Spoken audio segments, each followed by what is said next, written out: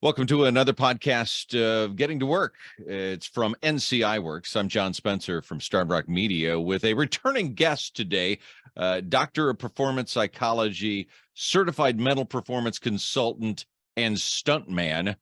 One of our favorite returning guests, maybe our only returning guest to this point, Brian Hite. How are you, Doctor? I'm well. How are you doing? Thanks for having Right. me back. I had such a good time last time. I appreciate the invite. It was very enjoyable. Last time we talked about motivation, and you can find that podcast in our archives if you go to nciworks.org in case you missed it. And we had enough stuff. In fact, we may have been wanting to talk about something else, and we ended up talking about motivation when we weren't talking about stunts and that sort of thing. So we thought, hey, let's talk to Dr. Hite, bring him back. And I do want to give you a cheap, shameless plug. Begin Again, the book. I'm working my way through it slowly, as is the process, and enjoying it very much.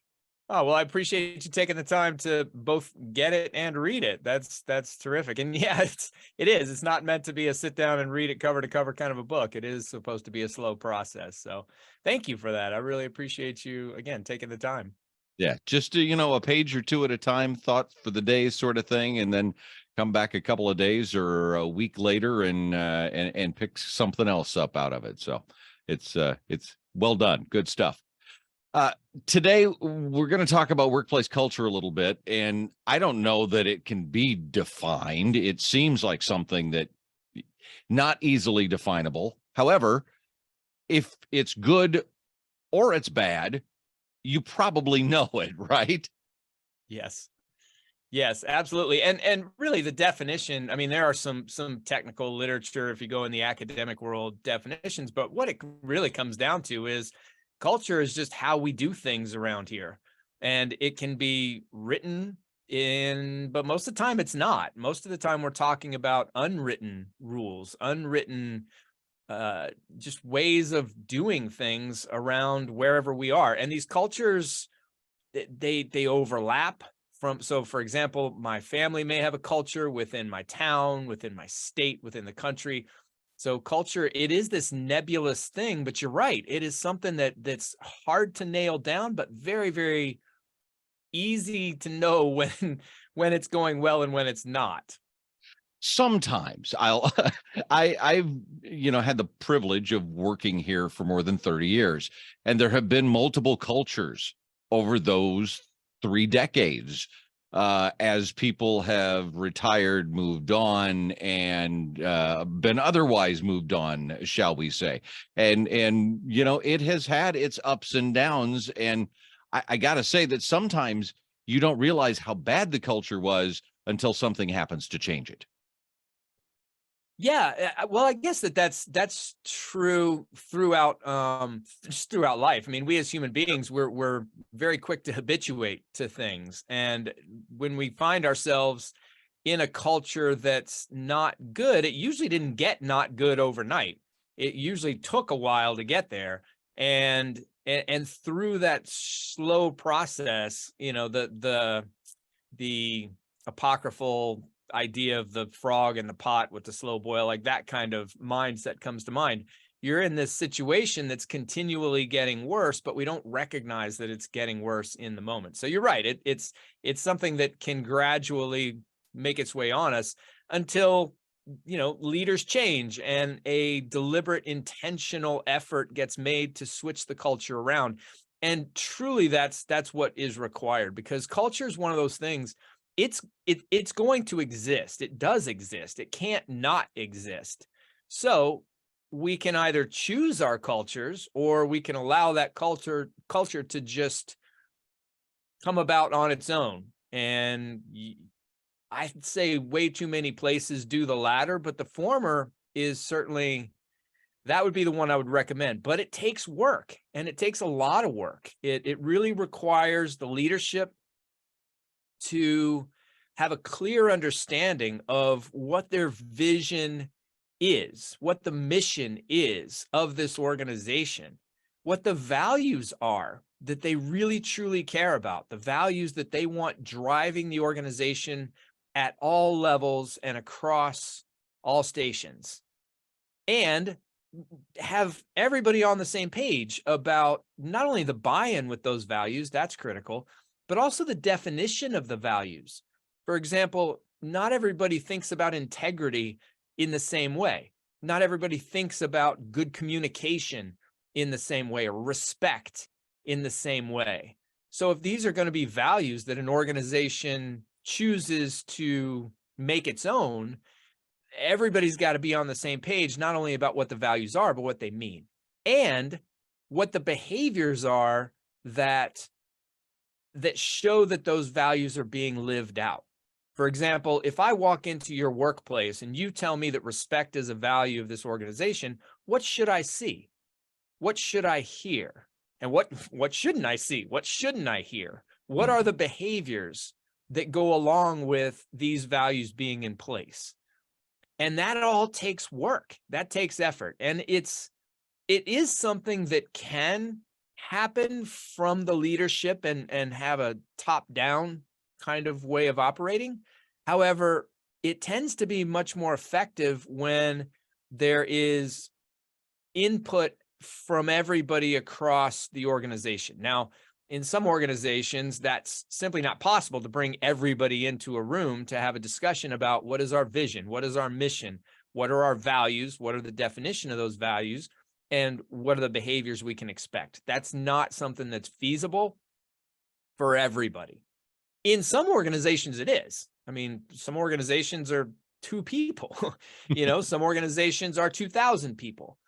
But even in the larger organizations, it's still possible to bring in a representative sample of the organization. So people from all the different areas and departments at all the different levels from within those departments into a meeting to create this cultural milieu, what it is that I've already mentioned. Who should we choose for that? Well, this is the other part that's really important, because you can't just randomly choose any Yahoo in the organization to come in and be part of this meeting. You need to choose somebody who's going to be listened to and is respected by the people with whom he or she works. Because if you bring those people in, their perspectives are trusted. Their attitudes tend to be emulated. Whether they are officially leaders or not, they are leaders within that organization. And those are the types of people that need to be identified to be part of this discussion. Because then, whatever it is that emerges from this meeting, and I've run many of them, and they are messy things. Yeah. If done correctly, because there should be a lot of discussion. There should be, it's not a dictatorial prescribed type of thing. Okay, here is our mission and here's our thing. Like, that's not what it is. No. It truly is making the sausage. It's bringing all the pieces in together and really trying to work through. Sometimes things get heated. Sometimes discussions happen very loudly across the room. But at the end of the day, what comes out is this structure that's more than just something you put on a wall and walk away. It's something that, and we can get to this part in a minute, it's something that truly is, it's representative of all the people within the organization, or at least the ones in the meeting for whom, they were serving as representatives for others. It's representative of everybody had a stake. Everybody had a voice. Everybody had the opportunity to weigh in. And so this cultural direction, this who we are, which is really what culture, a deliberately chosen culture is, who we are, what we're about, what we stand for, what we care about, the direction we're going to go and why we're going there. That's what should come out of this meeting. And everybody had a voice in that. And isn't it really a living, breathing, changing entity? What you define in that meeting or meetings will change over time, no doubt. Yeah, it will. Yes, it'll shift and move. Yeah. However, if that's what it is that you say you want, that like, these are our core values. This is what we're going to live by. Now, whether those core values are being lived out the way that's discussed in that meeting really comes down to accountability and how people hold each other accountable throughout the organization, which is also part of the discussion. So I mentioned, the vision, the mission, the values, the definition of the values, and the behaviors. But what comes after that is, okay, so what do we do when those behaviors aren't there? When we're seeing things we shouldn't see, when we're hearing things we shouldn't be hearing, how do we handle that? Because it needs to be handled. And if it's not, if we're not consistently living these values that we say we embrace, that's when the culture starts moving. Honestly, what tends to happen is inertia. It'll just go back to what it was before that change started to happen. Mhm. But and so that continual reinforcement of these values, the continual reinforcement of behaviors that embody those values, that's something that leaders have to be conscious of. They have to really intentionally and hopefully creatively come up with ways to make those values real, to make them tangible, to make them sticky, and to make them attractive so that people see the goodness of the values, what the values bring to not only themselves, but those around them and to the environment in which they operate. And in the workplace of 2023, as you hear more and more about how difficult it is to find quality people and retain quality people, a good, well-defined, well-maintained culture is more important than ever, isn't it? Yeah, if people are happy working where they are, then they're much more likely to stay. And not only that, I mean, yes, turnover and tensions go down when job satisfaction goes up. Employee engagement goes up when overall well-being goes up. Overall performance increases as the perception of the climate in which people operate gets better. So yeah, all those things are connected. And so it really does behoove an organization to spend some time figuring out how can we, from the beginning, how are we hiring people that we can reasonably assume that either already embody the values that we have, or that we can reasonably assume can be assimilated into this culture that we have, or and how do we, while people are already in the organization, really make these values again just real for them? And we talked before with motivation about avoiding as much as possible the external reinforcers, meaning the rewards and punishment, and trying to get people to do what you want them to do and to stay, quite frankly, because of rewards or punishment that's threatened. What you want is for people to do what they're supposed to do because they want to do it. You want people to stay because they want to stay. And not only for themselves, but for those around them. This gets into a concept I don't think we discussed last time around called basic psychological needs satisfaction. And it stems from the same theory that we discussed before, self-determination theory, which is a macro theory. But there are three basic psychological needs that are common among all human beings across the globe, around the world, throughout time. Autonomy, competence, and relatedness are those needs. Autonomy means not what we typically think it means in our culture. The vernacular typically is autonomy is synonymous with independence or freedom. That's not what autonomy necessarily means as a basic psychological need. Autonomy as a need is satisfied when I believe that I'm engaged in behavior of my own volition. I'm not being forced. I'm not being pressured. I'm not being compelled to engage in anything. I'm doing it because I see the importance of it. I'm leaning in. There is choice involved, usually, not always, but that's what autonomy is. So if I believe that I'm doing something because it's valuable, nobody's making me, I'm just doing it because it's the right thing to do, my need for autonomy is satisfied. Competence is satisfied when people believe that they're capable of being effective.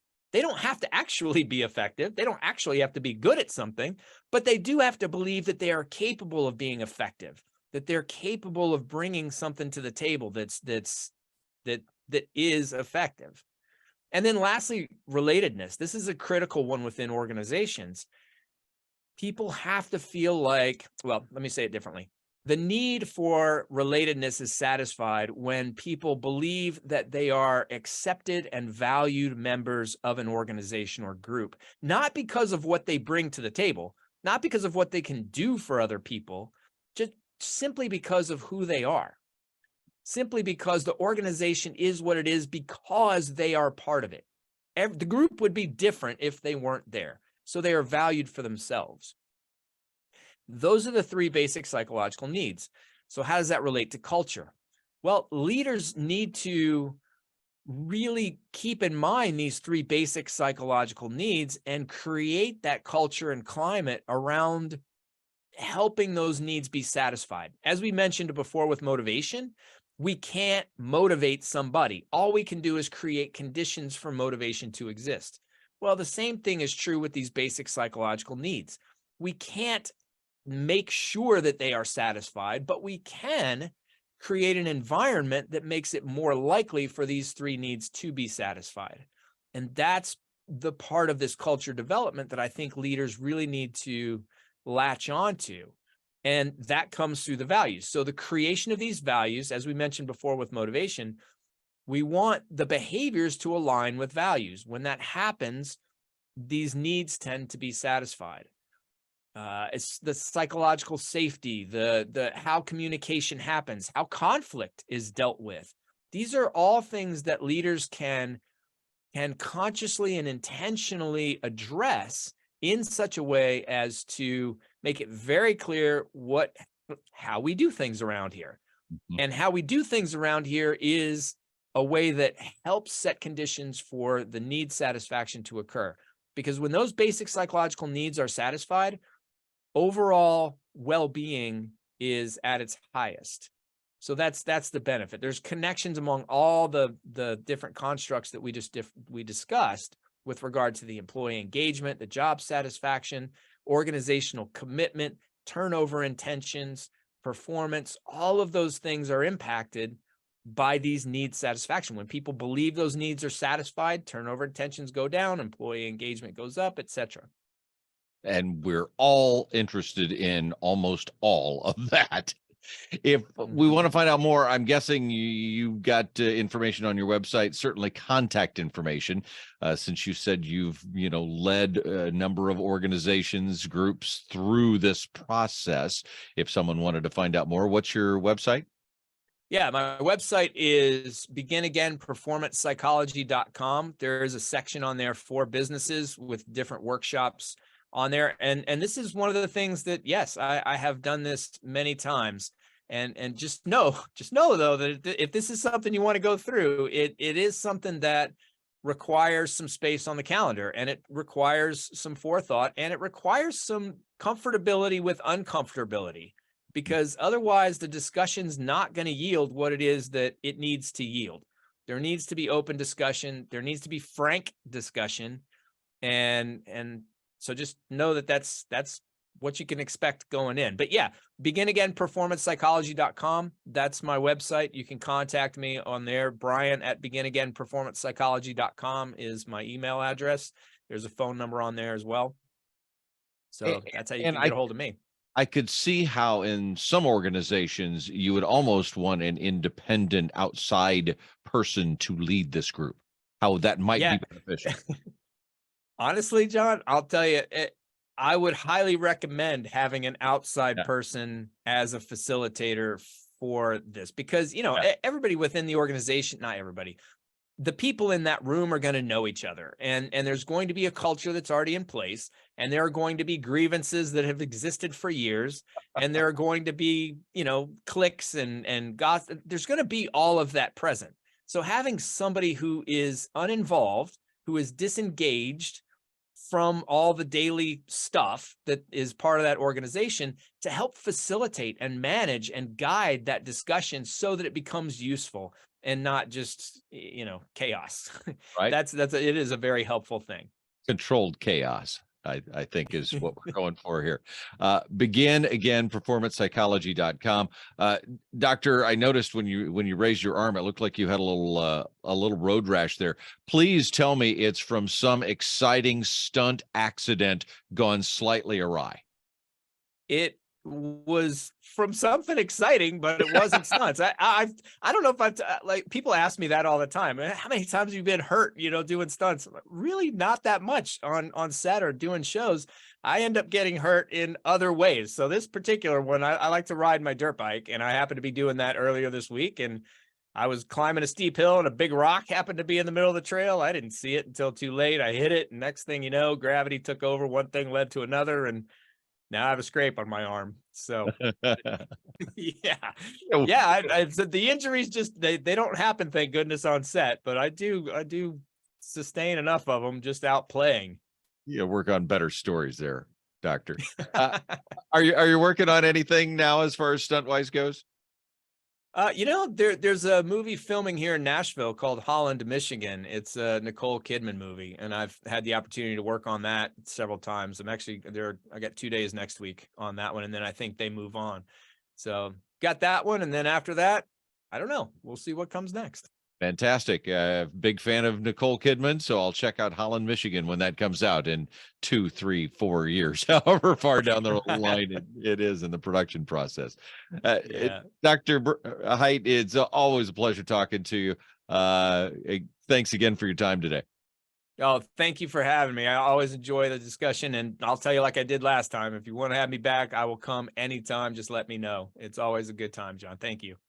Begin Again, performancepsychology.com is the website. Begin Again is the book if you're interested in kind of walking down that path and getting some daily motivation and things to think on and work on over the course of a year or 3 if it takes me that long to get through it.